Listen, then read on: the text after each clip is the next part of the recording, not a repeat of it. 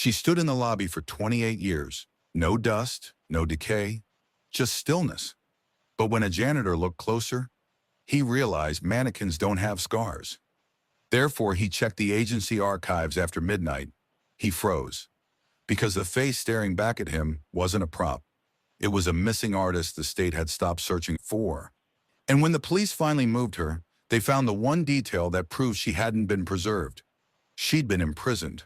You're about to hear the incredible story of how an observant janitor unraveled a decades-long mystery and exposed the shocking truth behind the mannequin's identity, a truth everyone else walked right past. The lights in the lobby are dimmed to their nighttime setting, soft enough to forgive what they hide. Bella stands near the east wall, one heel angled slightly forward, chin lifted as if caught mid-thought. The pose is elegant, intentional, the kind of stillness that suggests restraint, not absence. She wears a cream linen dress that hasn't been in style for years, tailored too well for a prop, too intimate for decoration. The fabric hugs the curve of her waist like it remembers a body that once breathed beneath it. The building is closed. The doors are locked. The city outside has quieted into its after-hours hum, but Bella hasn't moved. She never does. The agency lobby smells faintly of lemon polish and old paper. Awards line the opposite wall, mounted in perfect symmetry. Frames gleam, names repeat. Curators, patrons, donors, power dressed up as culture. The kind of place that likes to be called a guardian of art, therefore a guardian of truth. Bella faces them all. Her skin tone is deep brown, matte, flawless in a way that feels wrong. Not glossy like store mannequins, not plastic bright. It absorbs the low light instead of reflecting it, therefore forcing your eyes to linger longer than they should.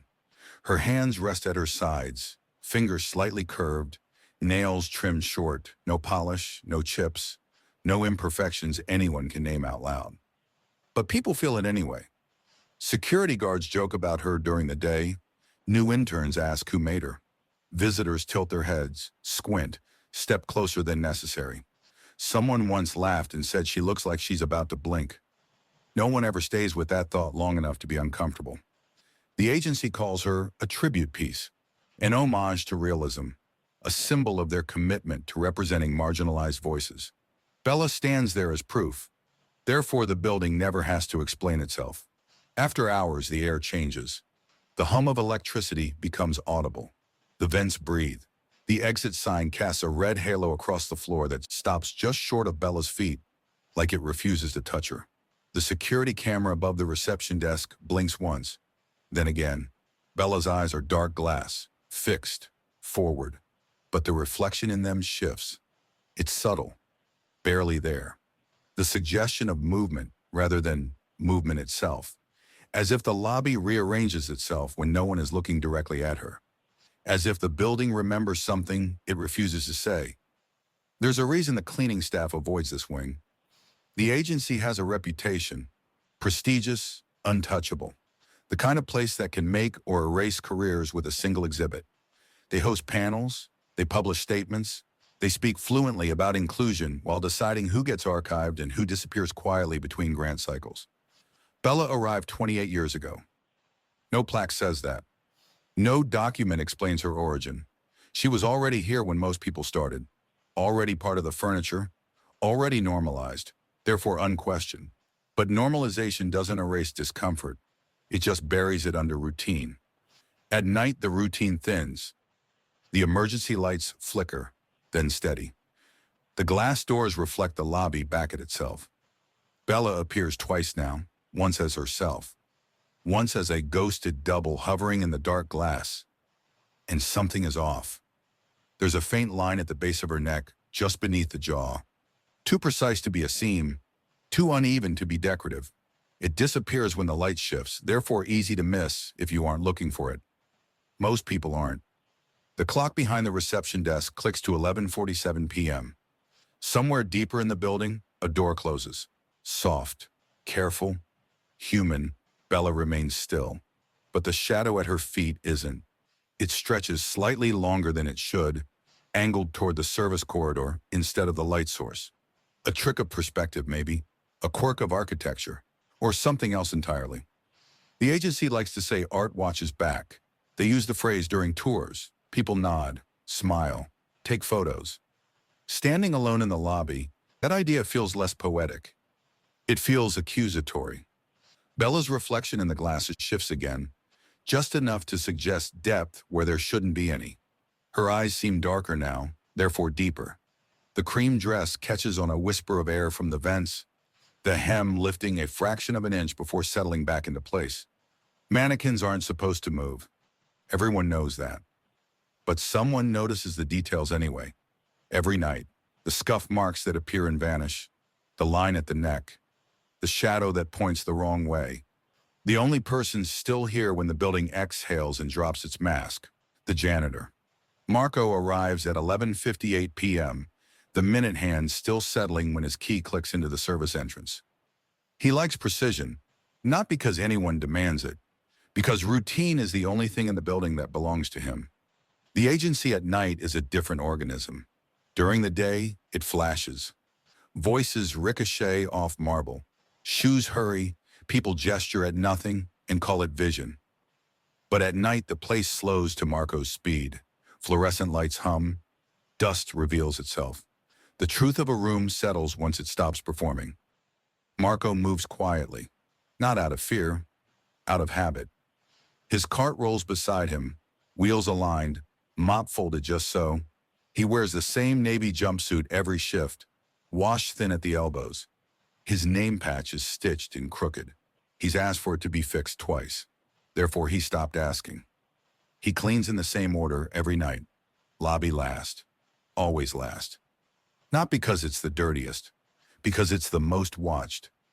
Marco knows what people leave behind when they think no one is paying attention. Coffee rings on conference tables, fingerprints on glass cases, flecks of glitter from an opening night where someone laughed too loudly and drank too much wine. The agency celebrates the visible. Marco erases the residue. No one notices him doing it. Interns step around his mop without breaking conversation. Curators nod without looking. Security waves him through metal detectors that never beep for him. He is present, therefore invisible. That's the blind spot. Marco reaches the third-floor gallery and pauses. He always pauses here. Not long, just long enough to listen. The building clicks, expands, contracts, old bones settling. Satisfied, he moves on. By the time he reaches the lobby, the clock reads 12:34 a.m. Bella, the mannequin, stands where she always does. Marco doesn't look at her right away. He never does. He wipes the reception desk first, careful around the corners where dust likes to collect. He polishes the award frames, working from left to right. He straightens a brochure rack that no one will touch until morning. Only then does he turn. Bella's presence hits differently at night, without visitors orbiting her, without laughter to soften the edges. She stands alone in a way that feels intentional, like she chose the spot herself. Marco has cleaned around her for years. He knows the distance between her feet and the wall by heart, knows how far the mop head can swing without touching the hem of her dress. He respects the boundary, even though no one asked him to. Tonight, something pulls his eyes up sooner than usual. Her face. Not the whole thing, just the mouth. It's set too tight. Not neutral, not relaxed, as if she's holding something back. Marco tells himself it's nothing. Perspective, fatigue. He's worked double shifts all week, but when he steps closer, the air feels thicker, warmer. The vents above hum louder here, therefore the silence presses harder. He notices the line at her neck again. Last night it was faint, easy to dismiss. Tonight it's darker, more defined. A shallow groove curving just beneath her jaw, disappearing behind her ear. Marco doesn't touch it. He never touches the art. But he leans in, just enough to see where the light breaks along the edge. It's not a seam. Seams are clean, predictable. This looks healed. He straightens, heart ticking a little faster than before. Blind spots aren't empty. They're full of things people decide not to see. Marco moves his cart past Bella, pretending the tremor in his hands is just the caffeine wearing off. He cleans the floor beneath her feet last, careful not to look up. But the shadow is wrong again. It stretches toward the service corridor, away from the emergency light. Longer now, sharper at the edges, as if it knows where it wants to go. Marco freezes. He checks the light, checks his own position, takes one step to the side. The shadow doesn't correct itself. That's when he notices the scuff marks. They weren't there yesterday. Thin arcs on the polished floor. Half moons where heels might pivot. Faint, recently wiped but not erased completely. Marco swallows. Mannequins don't shift their weight. He backs up slowly, eyes locked on Bella's reflection in the glass doors. For a split second, it looks like her gaze isn't quite aligned with her face, like the reflection is lagging behind the body. Then the vents change pitch. The moment passes. Marco exhales, longer than he meant to. He tells himself he's tired, that long hours do this to a mind already trained to look for what others miss. But as he wheels his cart toward the service corridor, he feels it again. That sense of being observed. Not by the cameras, not by the building, by Bella. And the discomfort doesn't fade when he leaves the lobby.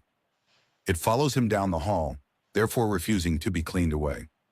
Marco doesn't sleep well after that shift. He tells himself it's the coffee. Too much, too late. He lay there listening to the refrigerator click on and off, the sound of it echoing the building's vents. Same rhythm, same pause, therefore familiar. In the morning light, everything feels smaller. He showers, dresses, eats toast standing at the counter. The mirror over the sink shows a man with tired eyes and a steady mouth. Nothing haunted, nothing unwell. Marco trusts mirrors. They don't invent things. On the bus ride in, he watches people scroll past him, faces half lit by phones. Everyone focused on what's in front of them, therefore blind to the person beside them. The thought settles heavier than it should. By the time his shift starts, the agency is already awake. Daytime drains the mystery out of the lobby. Sunlight pours through the glass doors, bleaching the corners where shadows hid. Bella stands exactly where she always does, surrounded by movement now. A docent gestures at her. A group of students snaps photos. Someone jokes about how realistic she looks. Marco watches from a distance, mop idle in his hands. She looks the same. That should be comforting. Instead, it unsettles him more. If something had changed, if the line on her neck was gone, if the shadow behaved, he could blame the night. Fatigue, imagination. But Bella is consistent in the way lies are consistent. Perfect, unyielding. Marco cleans elsewhere first, giving himself space. He wipes fingerprints from a glass case and watches his own reflection multiply. He straightens chairs in a conference room where no one ever sits straight. He empties trash cans filled with programs, announcing exhibitions about voices that were almost lost. Almost. His rational mind works overtime. The lighting in the lobby shifts at night. Shadows distort. The building is old, floors settle. People track in grit that leaves marks. He's seen mannequins before. He knows how convincing they can be. But the emotional weight doesn't listen to reason. During his break, Marco wanders past the lobby again. This time he stops. Not close, just close enough. Bella's face is calm, serene, too serene. He studies her features the way he's learned to study messes. Not all at once, in parts. Eyes, nose, mouth, the curve of her cheek. Something tugs at his memory. It's not recognition exactly, more like alignment, as if a face he's seen before is trying to overlay itself onto hers and can't quite lock in. Marco shakes his head. He's done this before. Faces blur together, especially when you spend your days invisible. People look past you, therefore they all start to resemble one another. He turns away, but then he notices the hands. They're wrong. Not damaged, not dirty, just alive in a way mannequins aren't supposed to be. The veins are too subtle, the knuckles too nuanced, the slight asymmetry you only get when a hand has been used, therefore shaped by habit. Marco steps closer without meaning to. He tells himself he's checking for dust. His fingers hover inches from Bella's wrist. He doesn't touch her. Instead, he watches how the light catches the skin there. It doesn't shine. It absorbs, the same way real skin does. A voice drifts from behind him. Creepy, right? Marco jumps, heart thudding. A young intern stands a few feet away, coffee in hand, half smiling. They say she's modeled after a real person, the intern adds casually. Some artist who disappeared back in the day. No one knows for sure. The intern shrugs, already bored with the thought. Probably just a myth. Marco doesn't respond. The words sink in slowly. Modeled after a real person? Disappeared. He watches the intern walk away, laughter trailing behind her like it belongs to someone else. Marco looks back at Bella. The resemblance sharpens now that it's been named. The weight of it settles into place. This isn't about realism. It's about preservation, about freezing something before it can leave. He steps back, pulse loud in his ears. That night after his shift ends, Marco doesn't go straight home. He stops at the public library 2 blocks away. The building smells like dust and patience. He sits at a computer with a flickering screen and types in the agency's name. Then he adds another word. Artist. He scrolls through old articles, exhibition announcements, archive photos, and then he sees it. A face from 28 years ago. A black artist standing beside an installation, eyes sharp, smile restrained. The alignment clicks. Marco leans back in his chair, breath caught halfway out. The mannequin in the lobby isn't just familiar. She's identical. And Marco finally understands why the feeling refuses to leave. Because it isn't a feeling. It's recognition. And now that he's seen it, he has to decide what to do with the proof. By mid-morning, the agency is loud again. Phones ring, heels click, laughter bursts and dies in hallways that echo longer than they should. Assistants rush past Marco without seeing him, arms full of folders labeled with names that won't last past the season. This place runs on momentum. If you stop moving, it moves on without you. Marco cleans conference rooms while meetings unfold inches away. He hears fragments through the glass. Promising, strategic. Not the right fit anymore. The language is soft, therefore the damage never sounds intentional. People disappear here without a scene. Their desks are cleared before anyone asks questions. Their work folded into someone else's vision. Their names removed from plaques with quiet efficiency. The agency calls it evolution. Marco calls it erasure. The owner arrives just before noon. You feel it before you see him. The energy shifts. Conversations recalibrate. Smiles sharpen. People sit up straighter, therefore smaller. He moves through the lobby like the building belongs to him because in every way that matters, it does. His name is Leonard Hale. He's generous with compliments, quick with laughter. He shakes hands like he's doing you a favor by remembering you.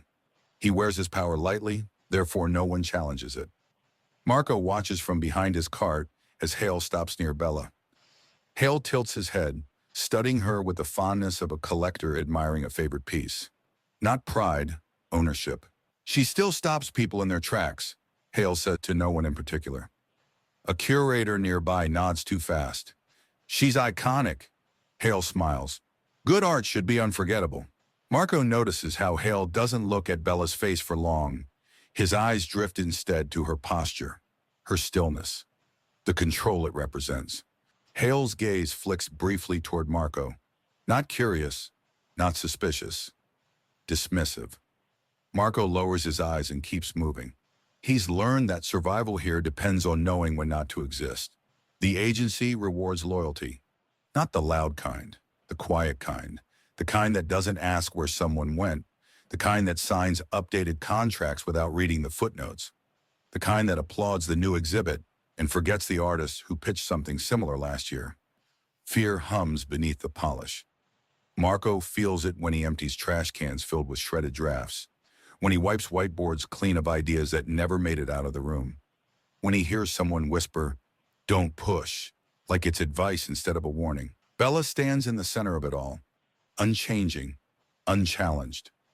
Marco sees her differently now. He notices how people orbit her but never touch, how she's referenced in brochures but never explained, how her origin story is always just vague enough to discourage follow-up. She isn't art the way the agency defines art. She's proof. Proof that the agency can take a black body, freeze it in time, and call it preservation. Proof that disappearance doesn't have to look violent to be final. That afternoon, Marco passes an older archivist in the basement. The woman hesitates, then leans in close. "Careful what you dig up," she murmurs, eyes darting toward the stairs. "Some things are meant to stay cataloged." Marco nods, pretending he doesn't understand. But he does. The agency doesn't bury people. It absorbs them. Talent becomes property. Resistance becomes memory. Memory becomes decor. By closing time, the lobby empties again. Bella is alone with the awards and the polished floors. Hale has gone, leaving behind his cologne and the echo of his laughter. Marco stands at the edge of the room, mop still in his hands. He looks at Bella's reflection in the glass, at the line on her neck, at the posture that now feels less posed and more restrained. The intern was wrong. Bella isn't modeled after a missing artist. She is the missing artist. Preserved, displayed, claimed. Not a mannequin, a trophy. Marco waits until the building forgets itself again. After midnight, the agency exhales. The last emails are sent. The security guards retreat to their screens. Floors stop pretending they're spotless and admit where they've been walked on. This is when truth loosens. Marco wheels his cart past the lobby without stopping. Bella remains where she always is, but he can feel her there. Therefore, he doesn't look. Not yet. He takes the service elevator down to the basement, keys heavy in his pocket. The archives live below everything else. No windows, no artful lighting. Just rows of metal shelves and filing cabinets that hum faintly, like they resent being remembered. The agency doesn't tour this space. It prefers its history curated, therefore incomplete. Marco turns on one strip of fluorescent light. It flickers, steadies. He starts small. Old exhibition catalogs stacked by year. He flips through them slowly, careful not to tear the brittle pages. Names jump out, some familiar, some crossed out with pen, others missing entirely between editions, like they slipped through a crack no one bothered to seal. He notices a pattern. Artists appear once, sometimes twice, then vanish. But the agency's name remains constant, growing, expanding, feeding. Marco pulls a box labeled Early 2000s. Installations.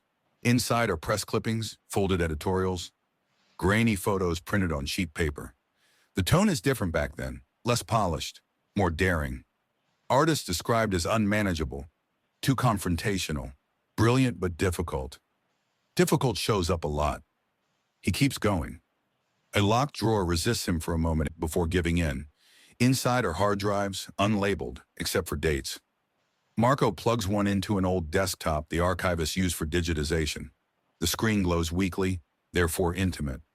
Folders populate slowly. Grant proposals, internal emails, meeting notes never meant for publication. And then a name repeats. Serafina Cole. Marco pauses. The name carries weight before he knows why. He opens a folder marked SC, Visual Performance. A photo fills the screen. A young black woman stands in a white room, body painted in earth tones, eyes steady. Her posture is familiar, controlled, intentional. The same restrained elegance Marco has seen every night in the lobby. His chest tightens. Serafina was described as a rising force, boundary pushing. Her work explored ownership, stillness, the violence of being watched. One editorial praises her fearlessness. Another questions her sustainability within institutional frameworks. Marco scrolls.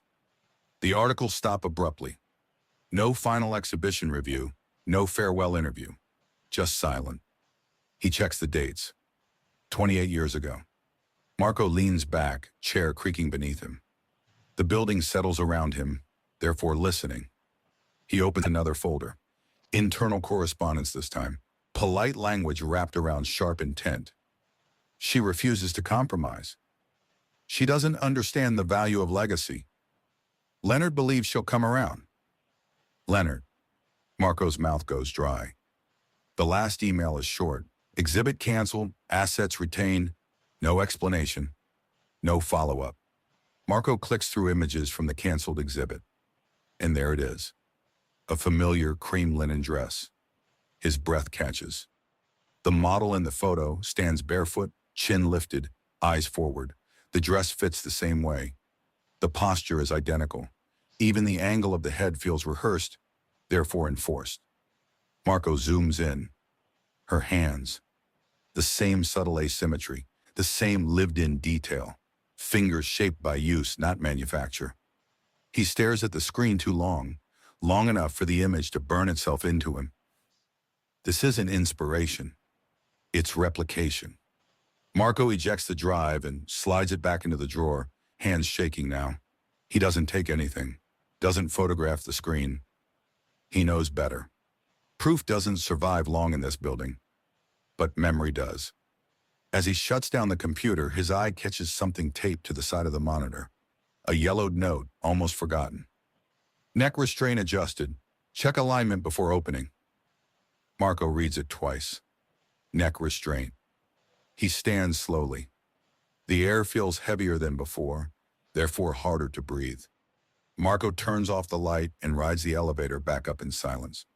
The doors open to the lobby, empty and waiting. Bella stands where she always has. Marco forces himself to look now. The line at her neck is unmistakable under the emergency lights. Not decorative, not accidental. A pressure mark.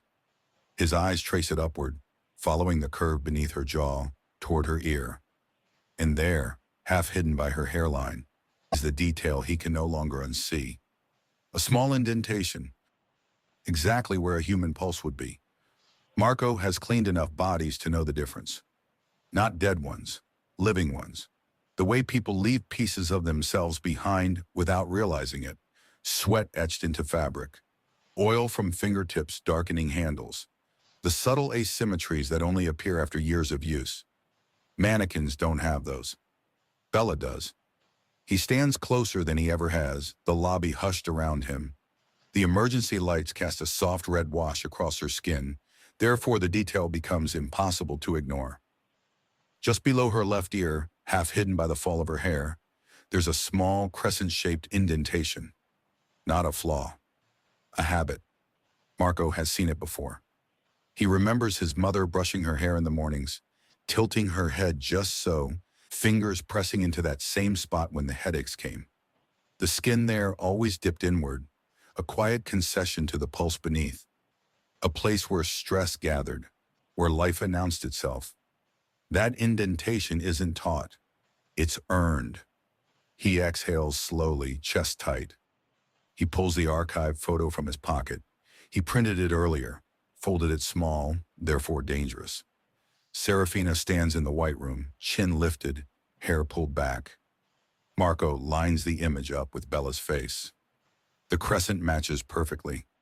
Same side, same depth, same curve. His hands shake now. He doesn't fight it. Denial has rules. It needs distance. It needs plausible explanations to hide behind. There are none left. Marco steps back, heart racing, eyes scanning the lobby as if the walls might object. The cameras blink overhead, indifferent.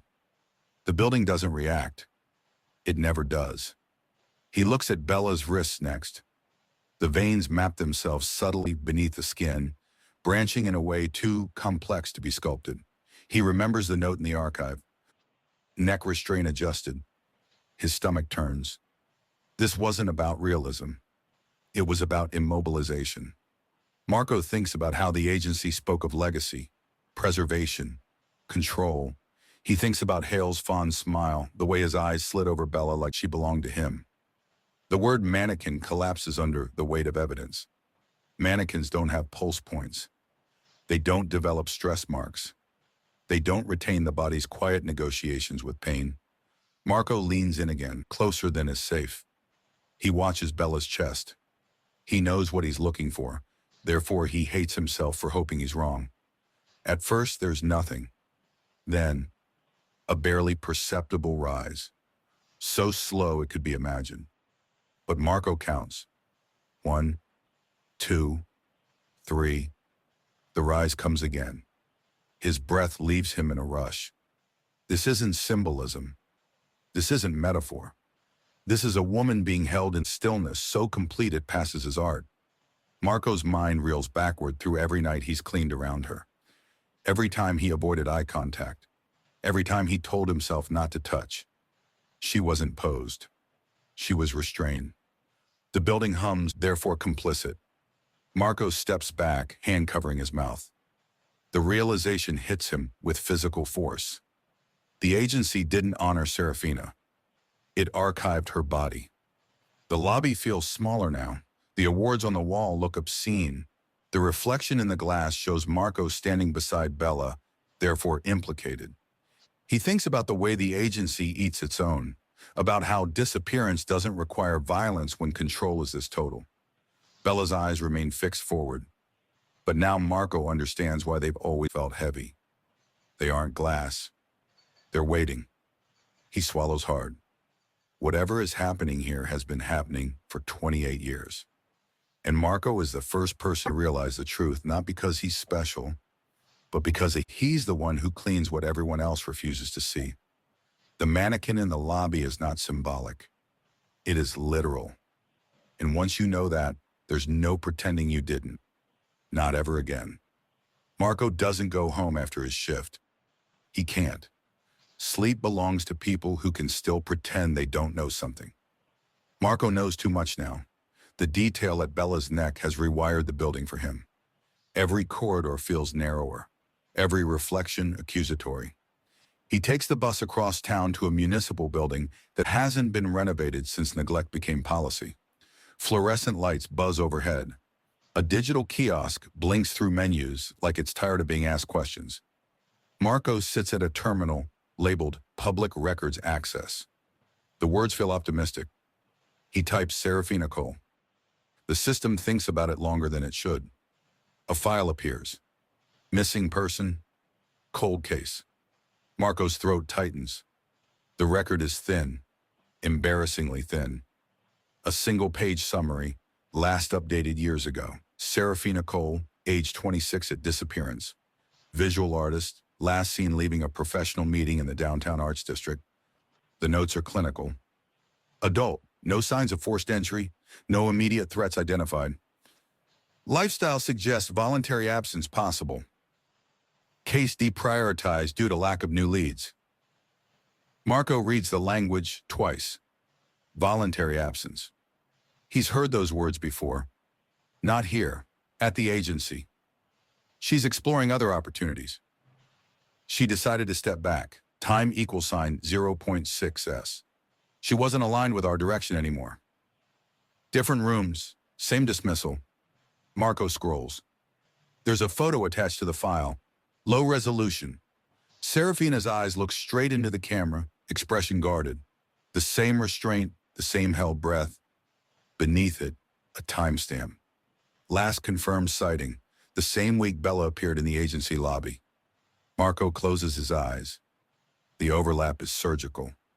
He pulls up another tab and searches for archived press releases from the agency during that year. Exhibition announcements, renovation updates, donor galas. One headline stops him cold. Agency unveils groundbreaking realism piece. A tribute to stillness. The date matches. To the day. Marco feels something inside him harden. He clicks through the missing person file again. The case log notes calls that were never returned. Emails unanswered. A mention of the artist's family asking if the agency could help circulate her image. No follow-up recorded. He imagines those emails landing in inboxes upstairs, being forwarded, softened, filed away, forgotten. The system didn't fail Serafina. It worked exactly as designed. Marco scrolls to the end of the record. Status inactive. The word sits there, heavy and final. Inactive doesn't mean solved. It means no one with power cares enough to keep looking. Marco leans back, chair groaning. Around him, other terminals glow with people chasing property records, birth certificates, proof that something once existed.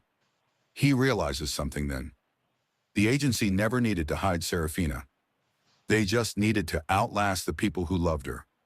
He prints the page, folds it carefully, therefore dangerous again. On his way out, he passes a bulletin board cluttered with faded flyers, lost cats, eviction notices. One old missing poster hangs crooked in the corner. Serafina's face. The paper is sun-bleached, the edges curled. Someone once taped that up with hope. Outside, the night air feels colder than it should. Marco walks, mind racing, lining things up. The canceled exhibit, the retained assets, the realism piece, the mannequin that breathes. The agency talks about talent the way the police talk about missing people, as resources, as risks, as things that wander off when they stop being useful. Marco reaches the bus stop and sits, staring at his reflection in the glass shelter. He looks older now. He feels complicit in a way that sticks to the skin. Bella has stood in that lobby for 28 years. Serafina has been missing for 28 years. The timelines don't just overlap. They mirror each other perfectly. Marco presses the folded paper against his chest. This isn't coincidence. It's curation. And the moment that clicks into place, Marco understands the real horror. Serafina didn't disappear into the city. Therefore, she never left the building. Marco doesn't expect allies. He never has. But he also knows that paperwork alone won't make the truth real. Someone inside the agency has to acknowledge it, or nothing changes. He waits until morning. The lobby is bright, buzzing with energy, people orbiting Bella without noticing her, or him. He carries a small folder, careful to keep it flat against his chest. Hard copies of the missing person file, printed catalog pages, notes on the dress, the neck indentation, the shadow patterns. Evidence he's collected meticulously, painfully over nights no one else will ever remember. He approaches a mid-level manager, a woman named Deirdre, known for her efficiency and sharp tongue. She greets Marco with polite disinterest, eyes barely leaving the spreadsheet on her tablet. "I need to speak with someone about Bella," he says. Her head tilts, brief curiosity. Then amusement flickers. "Bella? The mannequin?" "Yes." "Sure." Her tone is light, playful, almost cruel in its casualness. "She's been here forever. Everyone loves her." "What's the issue?" Marco slides the folder across her desk. She barely glances at it, swiping the pages aside with a dismissive hand. "Old catalogs, press clippings. These are public. What exactly are you implying?" He leans in, lowering his voice. "She isn't a mannequin. Was an artist. Serafina Cole, missing for 28 years. Deirdre freezes for half a second, then laughter spills out. Short, sharp, polished. She leans back, folding her arms. "Listen, Marco, the agency has rules, lines, boundaries. Bella's a piece, a display. Stop trying to make it into a story no one here needs to read." "But the file..." "Files," she interrupts, voice colder now. "Records, missing persons. We see plenty of those. People come, people go. Life doesn't wait, and neither does the agency. You're cleaning, you're observing. You're a janitor. That's your lane." She taps the folder with a manicured nail, each strike precise. A subtle hammering, a warning hidden in casual motions. Marco feels it through his chest, a pulse of something darker than words. "And if I don't stay in my lane?" he asks, though his voice is careful, measured. Her smile doesn't reach her eyes. "You notice. You ask questions. You poke where no one once poked. People who do that tend to leave quietly." She gestures to the lobby. The interns laugh, the curators chatter, the award plaques gleam. No one else hears. But Marco feels it. The threat rides on normalcy, soft and invisible. Authority doesn't always need to speak. Sometimes it's the pattern of how the building functions. The nod of someone above you who never has to intervene. Marco swallows. He's learned to read those signs. Over 28 nights, over 28 years of understanding what silence conceals. The same way Bella absorbs light without reflecting it, Deirdre radiates control without touching anything. He folds the folder, pressing it to his chest again. The air in the lobby feels tighter, heavier.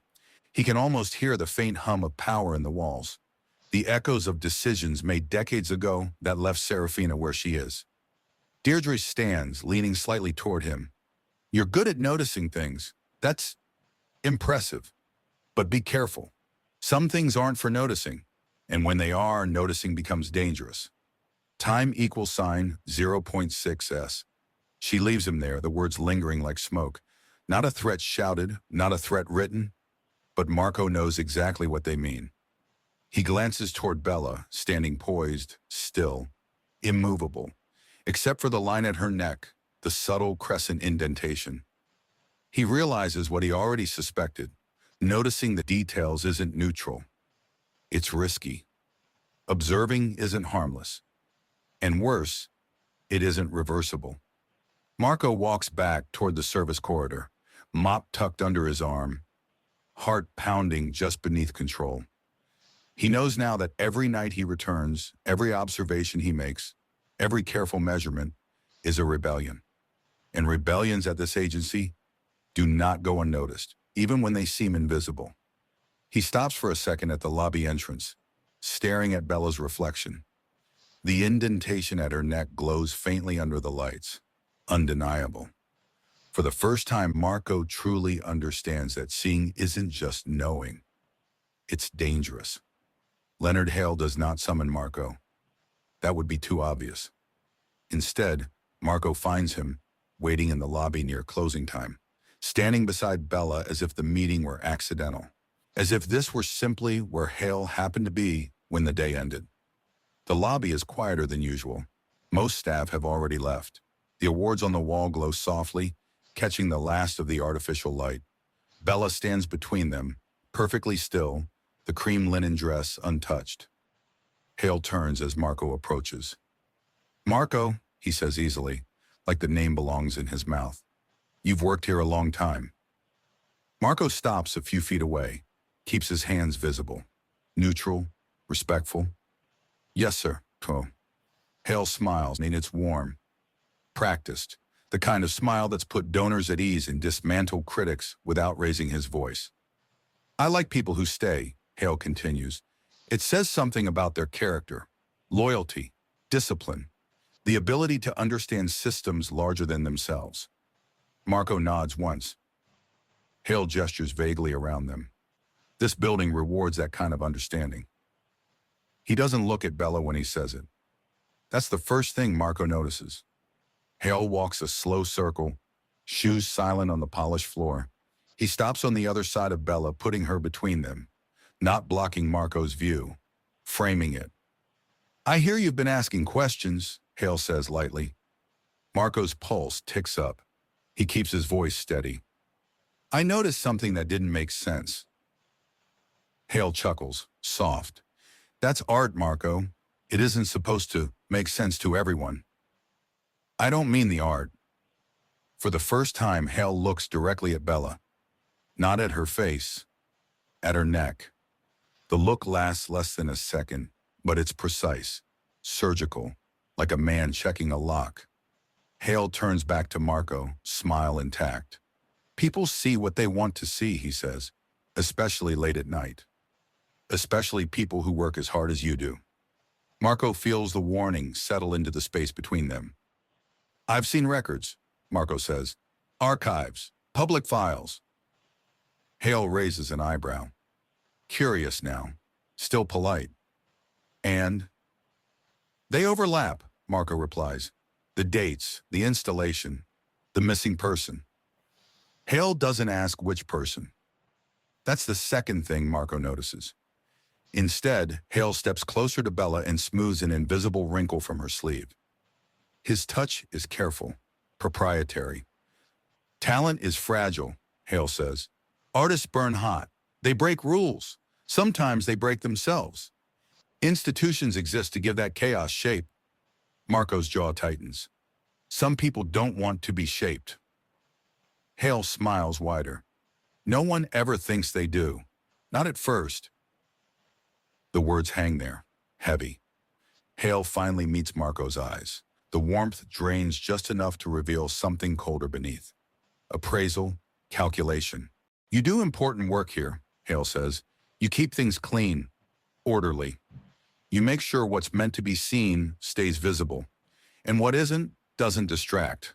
Marco understands the correction embedded in the compliment. Noticing too much, Hale continues gently, can blur that line. A security camera clicks softly overhead. Marco feels it in his spine. I'm not trying to cause trouble, he says. I know, Hale replies immediately. That's what makes this conversation possible. Hale steps back, creating space again, restoring the illusion of choice. This agency has protected a lot of people, he says, given them permanence. A legacy they couldn't have achieved on their own. He glances at Bella now. Really looks. She's one of our most successful pieces. Marco's stomach drops. Hale doesn't say her name. Doesn't say Serafina. Doesn't say mannequin. Doesn't say woman. Avoidance can be confession when it's this careful. I'd hate for something unfortunate to happen, Hale adds, tone still conversational. Misunderstandings, accidents, good employees leaving under unnecessary clouds. Marco hears the shape of his future in those words. Hale straightens his jacket and checks his watch. Get some rest, Marco. Night work can distort things. Perspective matters. He walks toward the exit, then pauses. Oh, he says over his shoulder. Security mentioned you've been staying later than usual. Hale doesn't turn back around. But I'm sure that's nothing. The doors close behind him with a soft final sound. Marco stands alone in the lobby. Bella remains perfectly still. But now Marco feels it unmistakably. The cameras don't blink randomly anymore. They follow. The building isn't just watching Bella. It's watching him. Marco knows the night won't wait.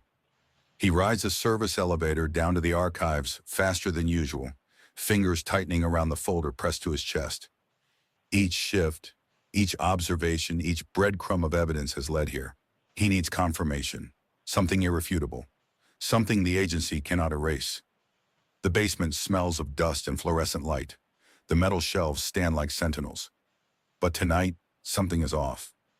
A strip of overhead light flickers too quickly. A drawer that was open yesterday is closed, locked. The hard drives he counted before are gone. The folders labeled SC. Visual performance vanished. Marco freezes. The hum of the ventilation system sounds sharper now, as if the building itself is alert. He checks the catalog shelves. Someone's been here. Not a visitor, not a researcher. A janitor, yes, but one employed long enough to know how to erase traces without leaving fingerprints.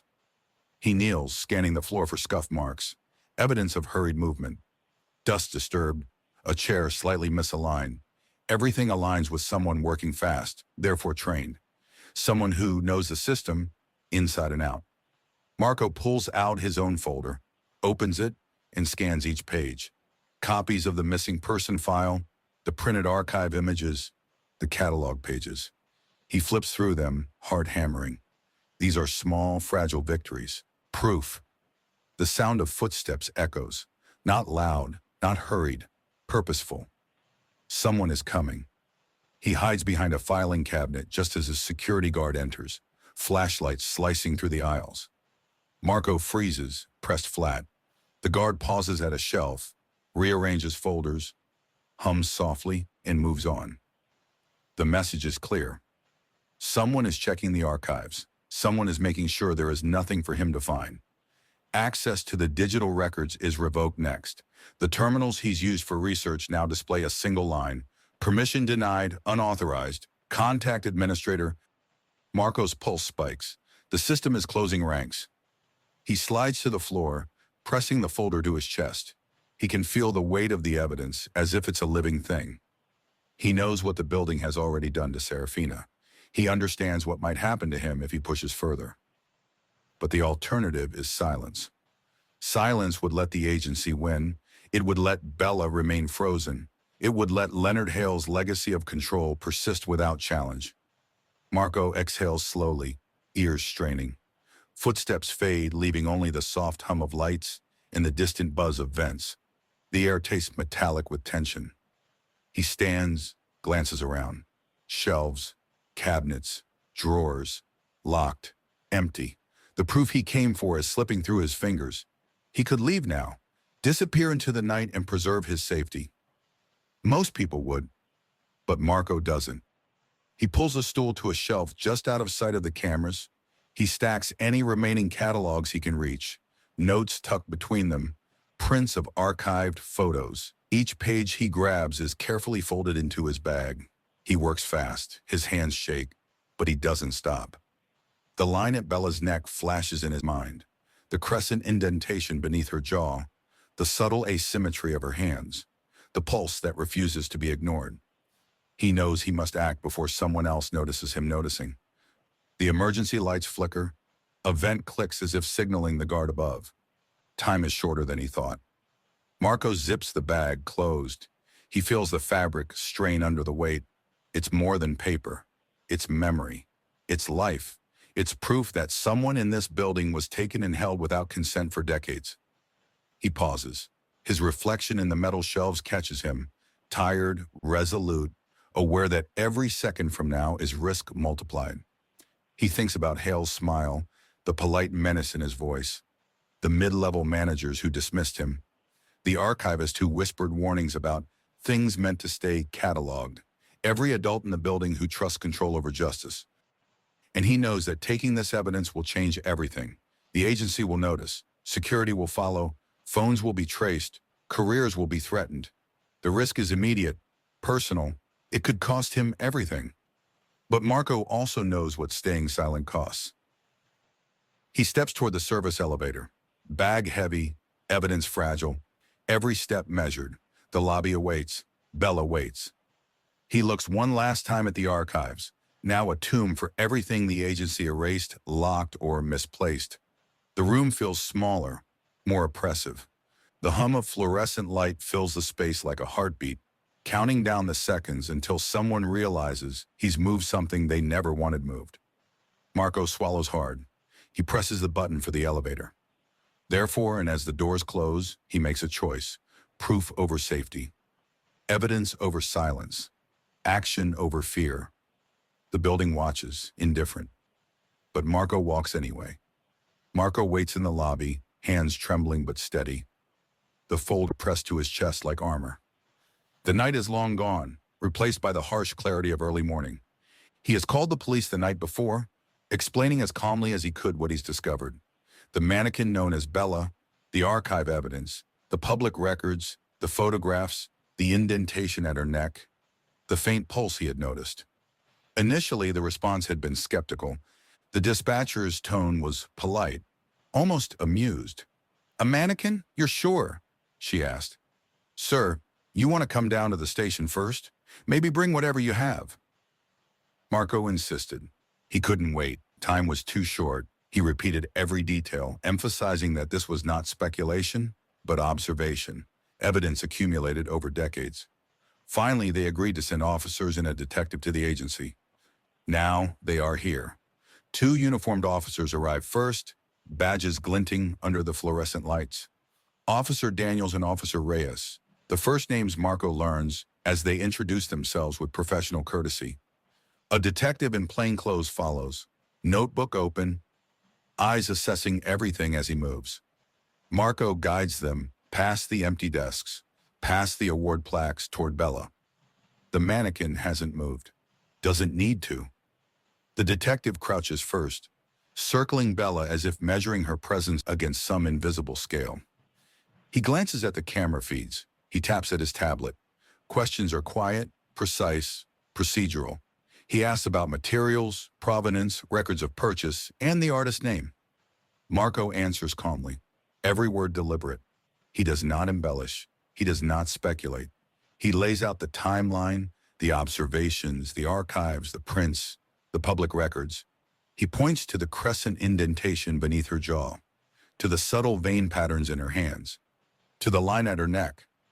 Officer Daniels exchanges a glance with Officer Reyes. Politeness masks doubt. One of them steps back, arms crossed, clearly calculating plausibility. "She's a mannequin," Officer Daniels says finally, tone definitive, professional, used to disbelief. "Not just a mannequin," Marco replies softly. "She's Serafina Cole, Missing for 28 years. The detective pauses. He steps closer, hands hovering near the shoulders of the figure. He doesn't touch yet. He examines the dress. Linen, cream-colored, perfectly preserved. Then the line at her neck.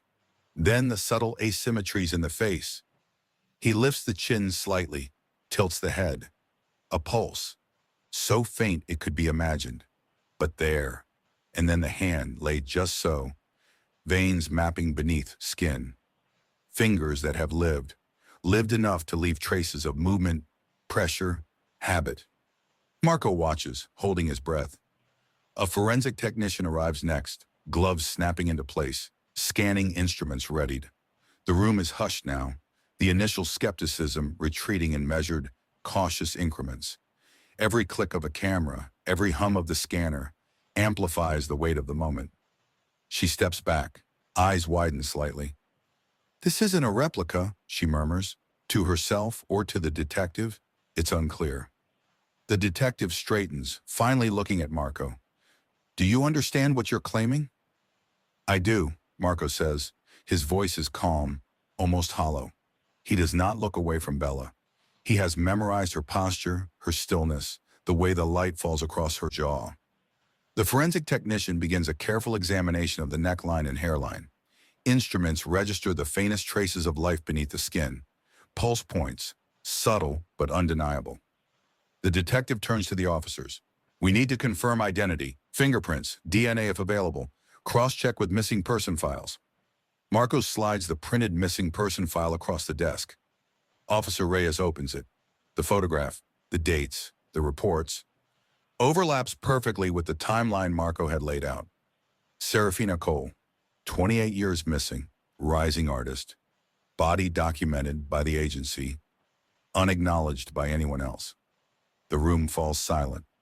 No cheers, no relief, just stillness. Gravity, the hum of fluorescent lights, the distant whir of security cameras, the faint echo of footsteps from an earlier shift. The weight of what the agency had done, frozen a life, erased presence, presses into every corner. Marco steps back. The folder is empty now. Evidence transferred, documented, confirmed. But the air does not lighten. It thickens. The detective finally speaks, voice careful. This is abuse of trust, of power. It's unprecedented." The officers murmur agreement, shifting uneasily. The forensic technician takes one more set of photographs, cataloging every detail, every nuance, every line of the body that insists on still being alive. Marco looks at Bella, the woman she truly is now revealed. Her eyes, though fixed, seem heavier somehow, burdened with decades of absence, still restrained, still preserved, still claiming nothing for herself.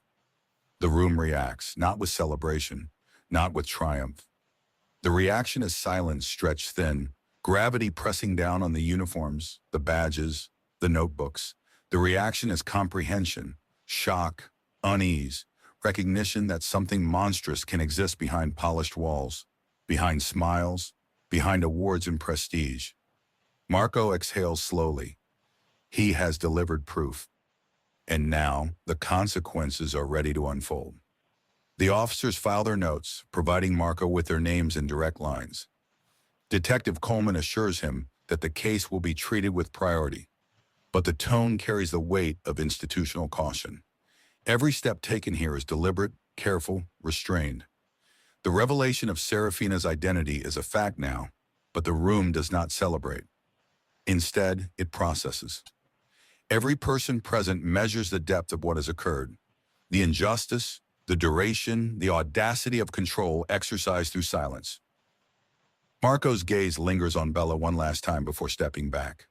Her posture, her stillness, her existence, it has changed the room. Not joyfully, not in relief, but irrevocably. After Marco contacted the authorities the night before, he stayed in the lobby, waiting. Officers and a detective arrived early this morning, reviewing Bella, taking notes and documenting every detail. Evidence had been cataloged, photographed, and logged. Hale would have been informed almost immediately. That's why when he finally enters the forensic unit, It doesn't feel random. He's here because the agency knows someone is asking questions that cannot be ignored. The first thing Marco notices when Hale walks into the forensic unit is how quiet the hallway becomes. Even the hum of fluorescent lights seems to dip as he passes, as if the building itself recognizes him and recoils. There's no swagger, no grand gesture, just the precise, deliberate movement of a man who has spent decades making sure everyone around him is either compliant or invisible. Detective Coleman steps aside, subtly, leaving space without asking. Haley nods once, polite, measured. His smile is there, but it doesn't reach the eyes. Marco knows that smile. He has seen it reflect off glass awards, lean over interns' shoulders, slide past gallery donors. It's easy, fluid, unthreatening, but it carries a weight that bends rooms. "You've caused quite a stir," Hale says. Calm, conversational, like he's discussing office supplies, not decades of disappearance. "I'm not sure what you mean," Marco replies, voice steady. He keeps the folder tight against his chest. Evidence, proof, weight he can't discard, no matter the risk. Hale tilts his head toward Bella, resting near the corner of the room where the forensic team has been photographing her. "I imagine it's surprising to see her like this, out in the open. No stage, no lights, no context, just her. Do you know what she's endured?" Marco doesn't answer. Hale's smile remains neutral, but his words carry gravity. The agency has always valued talent, exceptional talent, people who can perform beyond expectation, people who can exist within our systems. Sometimes the systems are harsh, sometimes they are necessary. He says necessary as if restraint could be measured in months, in decades, in human lives. Marco notices subtle clues in Hale's posture, the way he avoids direct mention of Serafina, of the exact actions that led to her silence. Hale never touches the word kidnapping, never admits coercion, never attributes agency. But the evidence is everywhere. His control is methodical. The canceled exhibitions, the retained assets, the meticulous documentation of the artist's movements, or lack thereof. Every step has been calculated to make her presence invisible while preserving her as an object, a possession. Haley moves closer to the display of photographs Marco had brought, leaning slightly, glancing at the archival prints with a precision that borders on obsession. Curators appreciate permanence. Patrons appreciate certainty. Art must be preserved. Even the artist, in her own way, benefits. Marco notices the avoidance again. "You speak as if she chose this," he says, voice low but firm. Hale's eyes slide to Marco, calm, sharp. "People often do choose it. They choose compromise. They choose structure. What they don't choose is being left behind by those who understand value." Every word is deliberate. Every sentence framed so that the question of morality, of accountability, shifts slightly away from Hale himself. He doesn't order violence. He doesn't issue threats openly. He enforces obedience through environment, through systems, through silence. By making the right corridors invisible, the right doors unapproachable, the archives inaccessible until the perfect moment. Marco steps closer. He can feel it. The same air of authority that filled the lobby when Bella stood between them. The same weight that made mid-level managers quick to mock and dismiss him. Hale's control isn't loud. It doesn't need to be. He moves through decades of people, events, and archives like a conductor, ensuring every instrument is silent or playing exactly as intended. "You've orchestrated this," Marco says. "Every disappearance, every file, every step that kept her here. You knew she was alive in here, and no one questioned it because of you." Hale inclines his head slightly, polite, almost approving. "You have a keen eye. Observation is rare. But what you notice doesn't always tell the full story. Context matters. Perspective matters. The agency doesn't exist to punish. It exists to preserve. Preservation requires choices, hard ones. Some of them uncomfortable." Marco feels the walls pressing closer. It isn't the threat of Hale's voice. It's the realization that Hale has been everywhere, in everything, for decades. Every person who disappeared quietly, every record misfiled, every explanation softened or denied. It all traces back to him. The subtle mechanisms, the silence, the dismissal of curiosity. He isn't a cartoon villain. He's systematic, cold, terrifyingly effective. You controlled her life, Marco says. Every exhibition canceled, every record withheld, every observation ignored. That's what kept her here. Hale's expression remains calm, almost clinical. Control is necessary. Without it, talent falters. Legacy is lost. She was never forgotten, Marco. She was preserved, in a form the world could appreciate. One day, perhaps, fully. Marco swallows, understanding now that the walls of the agency aren't just architecture. They are extensions of Hale's will. The building itself enforces obedience. Every corridor, every camera, every locked door, every dismissive glance. Tools in the same machinery that has held Serafina here for 28 years. Detective Coleman clears his throat. Hale glances at him briefly, acknowledging the presence of the law, but not fear. He has anticipated this moment. Already contingencies are embedded in staff, in systems, in his carefully curated environment. Marco steps back, the weight of the realization pressing down. He has identified the villain, traced the orchestration, and connected decades of control. He sees the consequences forming. Resignations whispered in offices, reputations at stake, investigations opening slowly but surely. The walls themselves seem to tense. And yet nothing has concluded. The consequences are only beginning. Hale straightens, smooths his jacket, and gives a faint smile, still polite, still unshaken. Observation is valuable, Marco. Just remember, knowing too much carries its own responsibilities. Marco exhales, understanding completely.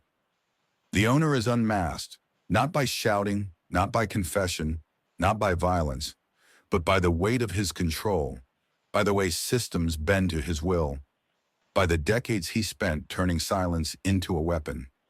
And now that weapon has begun to turn.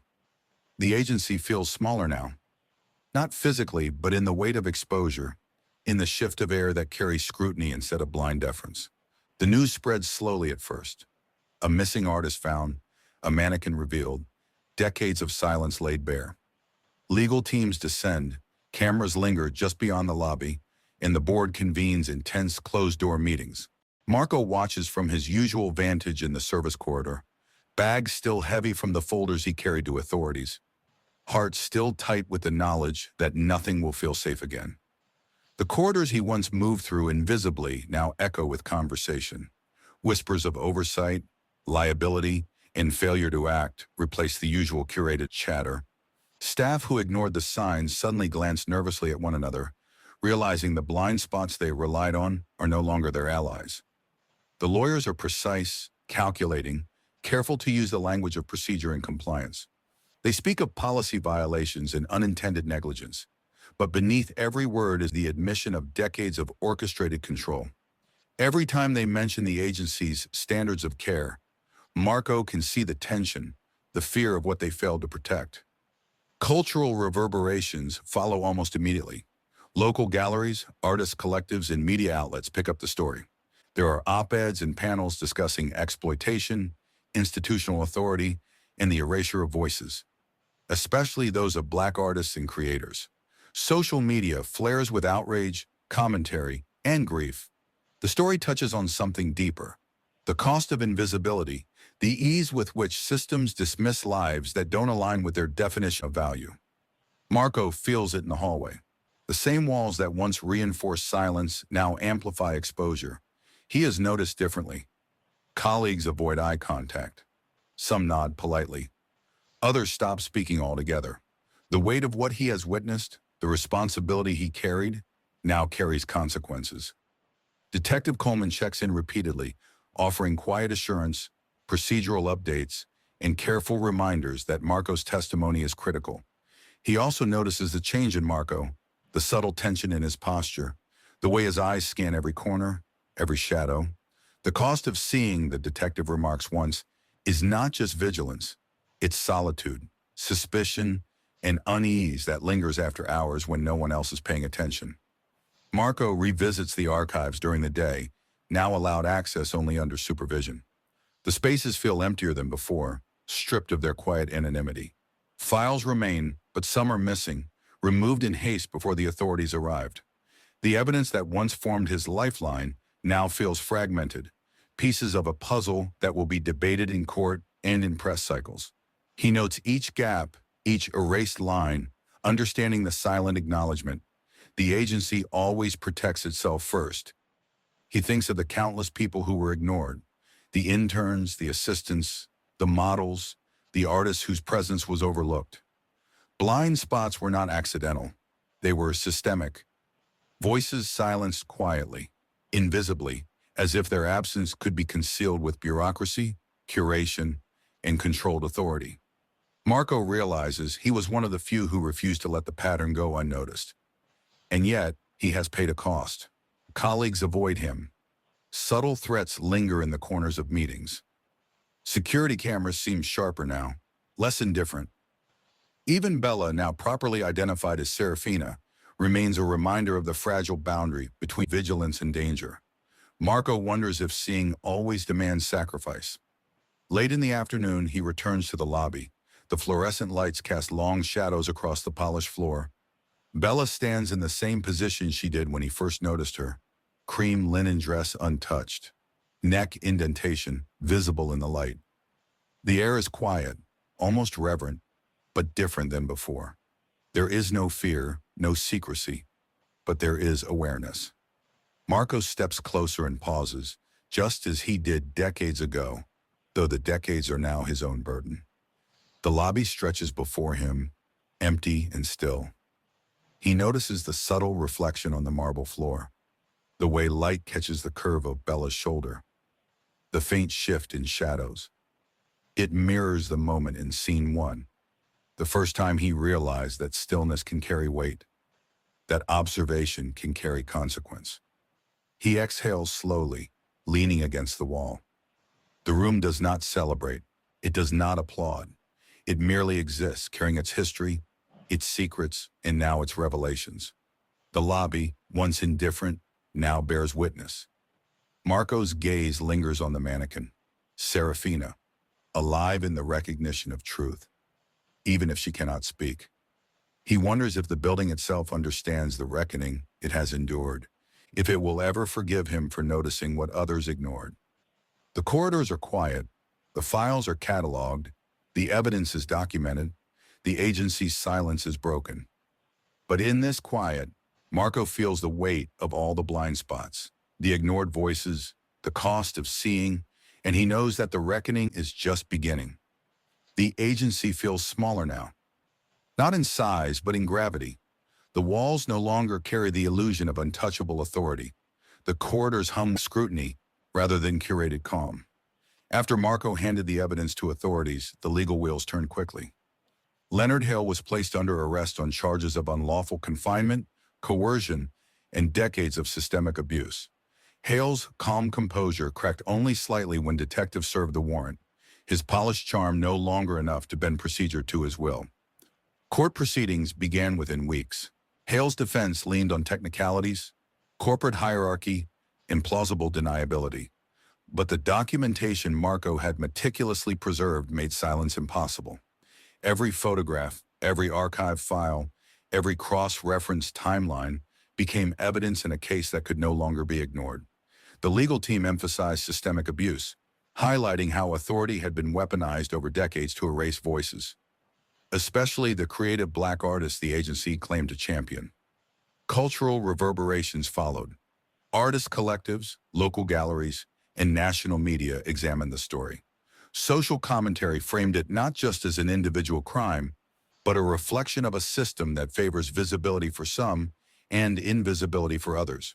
Black artists in particular were highlighted, their labor and talent often appropriated or suppressed. The conversation stretched beyond courtrooms and legal briefs. It reached classrooms, social media, and city council meetings. Institutions were criticized for turning blind eyes while power and prestige were preserved. Hale remained in custody while the trial progressed. At first, he attempted to maintain his usual poise, granting carefully worded statements to the press through attorneys, presenting himself as a guardian of culture, a man whose decisions had been misunderstood. But the courtroom revealed the truth in ways performance could not conceal. Bella, Serafina, had been removed from public life without consent, confined by the very systems Hale designed to protect talent. Witnesses who had once been silent now spoke. Interns, archivists, mid-level managers, and even former employees who had left quietly over the years. Their stories reinforced Marco's observations. Hale's control was precise, systemic, and terrifyingly effective. Inside the agency, fallout was immediate. Staff who had ignored signs now scrambled to understand the implications. Meetings replaced casual greetings. Security procedures were reevaluated. Archives were audited. People spoke quietly in hallways and corners about what they had seen but dismissed. The blind spots Marco had navigated alone were now under scrutiny. Accountability was no longer optional. Marco faced his own consequences. Recognition came, yes, but it was not comfortable. Some colleagues looked at him with resentment for exposing the truth, others with admiration, tempered by fear. Security cameras seemed sharper now, following him with a subtle awareness that reminded him he had stepped far outside the expected lane. Even moments of solitude were punctuated with vigilance. The cost of noticing, of acting, was heavier than he expected. Through it all, Marco kept returning to the lobby. Bella, Serafina, stood where she always had, cream linen dress untouched, neck indentation visible under the fluorescent lights. The public could now see what he had known for months, and yet the room retained its weight, its history, and its quiet. The lobby, once a space of indifference, now carried a memory of reckoning. The legal system moved deliberately, but justice began to take shape. Hale faced charges that could carry decades in prison. His assets were frozen. The agency underwent federal oversight to ensure no other employees were subjected to similar erasure or confinement. Public reports labeled the situation as unprecedented, a warning to institutions that power without accountability can no longer be cloaked in prestige. Marco reflected on the blind spots, the ignored voices, the silence that had preserved Hale's control for decades. Every file he retrieved, every detail he noticed, every small act of observation had broken through layers of enforced oblivion. The reckoning was not just legal, it was cultural, it was emotional, and it was deeply, unavoidably personal. Yet the room did not celebrate. There were no cheers, no applause, and only gravity. The forensic team carefully cataloged Bella's presence. Detective Coleman offered quiet assurance that the case was moving forward, but his tone carried the weight of ongoing vigilance. Evidence preserved, perpetrators identified, but consequences unfolding slowly. Marco returned once more to the lobby at night. He leaned against the wall, observing Bella's posture, the reflection on the marble floor, the way the shadows stretched across her shoulders. It mirrored scene one, the same silence, the same stillness, the same weight of noticing. But now there was difference. The stillness was no longer just oppressive. It was witnessed. A life, once erased, was acknowledged. A wrong, long ignored, was exposed. Outside, the city moved on. People who had never stepped inside the agency read headlines, discussed justice, debated institutional responsibility. Hale awaited trial. Marco faced ongoing scrutiny, mixed with quiet gratitude from those who understood what he had done. And Bella, Serafina, remained, a silent figure that carried decades of absence into visibility. The lobby lights hum. Shadows shift across the marble floor. Marco exhales, shoulders heavy but steadier than before. The reckoning continues. Legal systems, cultural conversations, and the weight of morality will stretch far beyond this night. But for now, he stands quietly, witnessing what decades of silence nearly erased. And in that quiet, the reflection on the floor catches the same subtle line at her neck that first drew him in. The room, finally, bears witness. Some stories are easy to ignore, like Bella's, hidden in plain sight. But the people who turn away, who don't pay attention, sometimes they end up on the wrong side of the story. Don't let silence protect the wrong people. Subscribe, stay alert, and see what others refuse to notice. Because those who don't, they let villains like Hale keep control. Marco stood in the lobby, silent, as the police moved through the empty offices. The doors had been locked for hours, windows darkened, and Hale's absence left the agency hollow, like a stage stripped of actors. The officers spoke in clipped tones, cataloging evidence, securing files, preparing for the building's closure. Marco followed at a distance, careful to remain invisible, careful to witness. Bella, Serafina, was on a gurney, covered with a white sheet. The folds clung to her form, the outline unmistakable. A body that had waited in stillness for decades finally in motion. Marco felt a chill in his chest as the first officer carefully lifted one end, another at the feet, moving her through the lobby with slow, deliberate steps. The polished marble reflected their figures, the lights casting long shadows that stretched across the floor. No one spoke her name at first. It was procedural, the language of evidence, of state oversight, of bureaucratic duty. But Marco knew, he had known for months, the indentation at her neck, the curve of her shoulder, the subtle asymmetry in her hands. It was all real, all undeniable. The police carried her down the service elevator, past offices that had once hosted glamour, influence, and control. Marco followed quietly, imagining the decades she had been confined in stillness, objectified as a mannequin, while the agency spun its web of authority above her. Now at last she was being treated with the dignity she had been denied, though the act was silent and cold. Outside, a van waited. The officers loaded her carefully, securing the gurney. Marco watched as the doors closed, the engines started, and the vehicle disappeared down the street. The weight of it pressed on him, the understanding that this was not a rescue, not a return to life, but the final act of closure for a life that had been stolen from the world long ago. The agency itself was dismantled simultaneously. Officers changed locks, disconnected cameras, and cataloged every file. Awards were boxed, some returned to donors, some stored under federal oversight. The building, once a monument to control and curated perfection, was emptied, stripped of its authority, and rendered inert. Hale would face charges for decades of systemic abuse, coercion, and confinement. The court would be busy with his trial, but the immediate victory was procedural. The agency closed, its corridors empty, its machinery of control disarmed. Marco followed the van to the state facility, standing silently as the officers moved her from the vehicle to a prepared plot in the cemetery. The ground was fresh, the earth loose and cold. Marco felt the weight of decades pressing down on the soil as they lowered her carefully, a simple white shroud against the dark brown of the dirt. The officers worked with quiet efficiency, no ceremony, no witnesses beyond him. The orphan, the artist, the life erased by authority and neglect. Now finally she rested, buried by the state she had once been invisible to. He stepped back, shoulders heavy, eyes fixed on the mound that would hold her for eternity. Justice had arrived late, imperfect, and clinical. But it had arrived. The agency was gone.